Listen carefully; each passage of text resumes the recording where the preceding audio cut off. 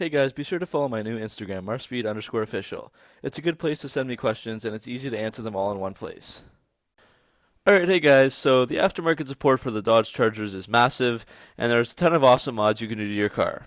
You can check out my two videos on awesome mods you can do to your Charger. I'll leave a link for those in the description. But there are also a few things you can do to the Charger that aren't really that cool, and that's what we're focusing on today. So it's going to be the worst mods for the Dodge Charger. Of course, these can apply to any car out there. My channel is just more of a focus on the Chargers. And if you do disagree, everyone has different opinions, so there's no hard feelings. Let me know if I missed anything, and leave a like or comment if you want a part 2. On to the video. Let's start this list off with fake hood scoops. It's easy to find these. eBay or Walmart will carry them for like $40. But to me and other Charger owners, your fake hood scoop just sticks out like a sore thumb and doesn't really flow well with the car. Putting an SRT hood is the way to go, but adding other poorly designed hood scoops that might not actually work, looks cheap, is usually frowned upon by Mopar guys, and also can be quite ricey. Thumbs down for this one.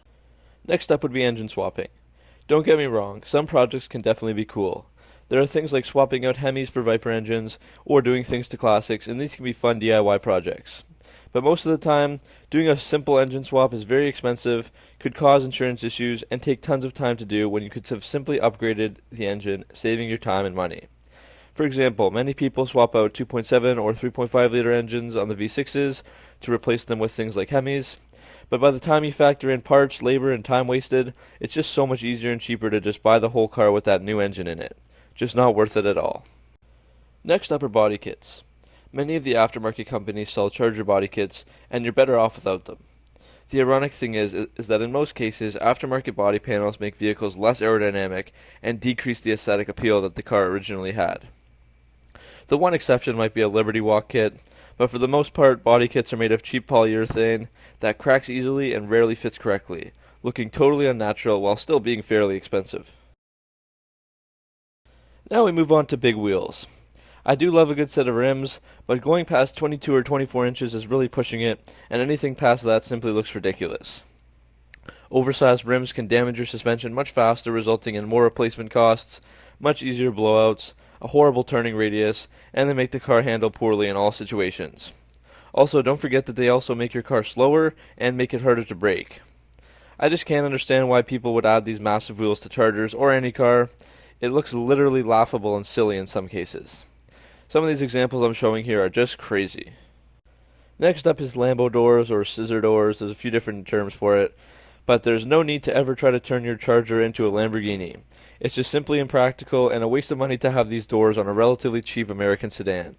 They're also really hard to install, cause lots of problems down the road, and cost thousands of dollars.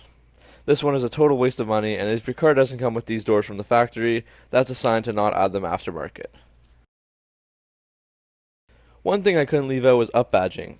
It just looks stupid having Hellcat badges or stickers on your non-Hellcat, or trying to pass off your V6 as an SRT. Anyone who knows anything about a Charger can immediately pick off those badges, and people will wonder what's going on and why on earth you have slapped on those fake badges.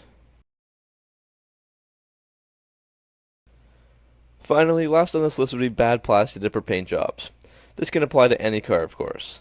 Plastic dip is easy to DIY, but some people still have no clue what they're doing and make their cars look like a joke. There are some splotchy jobs out there that are peeling and uneven, and just make your car look super cheap and sketchy. If you're not confident in doing the job or you don't know how, just pay someone and avoid the trouble. Alright guys, so that's my list. Let me know what I missed and if you agree or disagree. Thanks again for watching, subscribe for more, and I'll see you next video.